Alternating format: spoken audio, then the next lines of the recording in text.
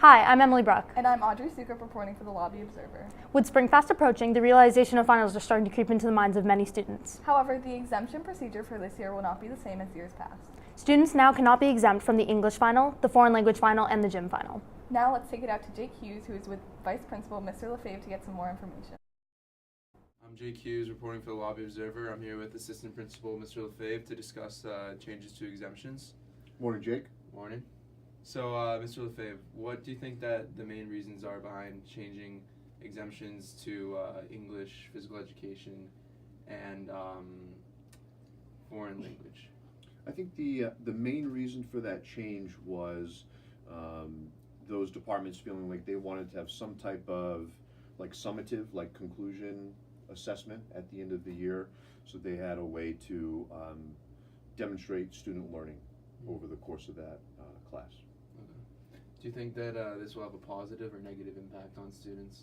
On students, well, at first it's not going to be received, right? Yeah. All that well. I think it's kind of natural, but you know, sometimes when a student gets into that actual exam, like in physical education, right? It's not really common to have an exam, but you know, sometimes when you're in that experience, it feels good to kind of wrap everything up and have some like a culminating type experience at the end of the class. So hopefully we get good results. I think that'll be the next step, right, for teachers to look at the results from those exams and then determine if they were worthwhile experiences.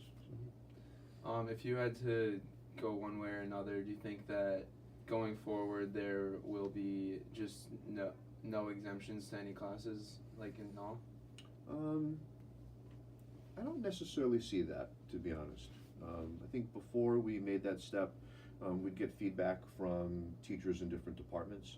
I kind of like right now how different departments are doing different things rather than like a one size fits all. Like if that department feels like it's beneficial, they're going to do it. If they feel like kids know what they need to know, then they're not going to have one. So I kind of like that flexibility, to be honest, rather than an all or nothing. So. Okay. All right. Well, thank you for your feedback, Mr. Lefebvre. You're welcome, Jake. Good to see you. Good to see you too.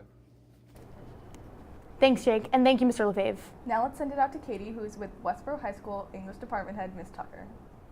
Thanks, guys. I'm here with Mrs. Tucker from the English Department. How and when did you decide in the department to make finals mandatory?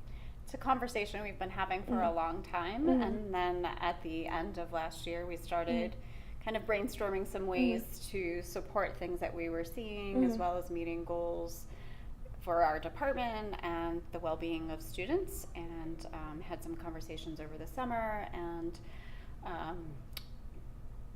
the beginning of this year we sat down as a department with Mr. Callahan and made the decision. Awesome. And why do you think it'll benefit students in particular? Really focusing on the idea of learning over a grade, I think is really our motivation. Not looking for a specific end goal and then you get some kind of reward, but looking much more about being proud of the work that you've accomplished, and also looking at that opportunity to demonstrate, here's what I've learned over the course of a year. Awesome. Thank you so much. Thanks, Katie, as well as Mrs. Tucker, for sharing your opinion. Now let's take it over to Abby so we can see what our gym department head, Mr. Anderson, has to say. Thanks, guys. I'm here with Mr. Anderson, head of the physical education department. So why did you decide to get rid of exemptions?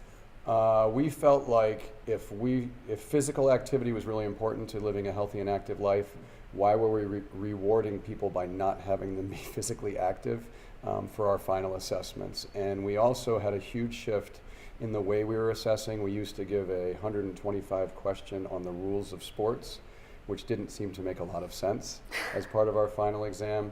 And we've really moved to authentic exams where the kids have a great experience, they're highly active, they're doing the thing that they did for that course, and hopefully leaving with a really positive experience. Right, and so how do you think students will benefit from this change in the final? So when we started our new elective courses, we built final assessments that are authentic to that. For example, in the outdoor endeavors course, they go for a hike and being out in the woods. And we think they'll benefit, hopefully they'll enjoy that, remember that as a great experience, and then do it more for the rest of their lives. Right, and so what can students expect coming into the final when they go to take it? So if they've read the course description and they've participated in the course all along, it should be more of what they've done all along. If it's a net sport, they're going to be playing net sports for the final. If it is a peak performance class, they're going to be doing things for peak performance. If it's a fitness class, they're going to be doing fitness activities. So should be exactly what they've been doing all along in a really positive environment, and hopefully build the skills they'll need to live a healthy and active life. Thank you so much. Back to you guys. Thank you, Mr. Anderson, and thank you, Abby. Now let's hear what some of our fellow students have to say about exemptions. Thank you to all who shared their opinions about exemptions today. It's really interesting being able to hear some of our department heads as well as some of our fellow students. So Emily, what do you think about exemptions? Although I understand the reason behind it, I actually am really upset that I can't get rid of some of my finals. Yeah, they were really good to help reduce my stress last year. So what do you think? I'm Emily Bruck. And I'm Audrey Suka, reporting for the Lobby Observer.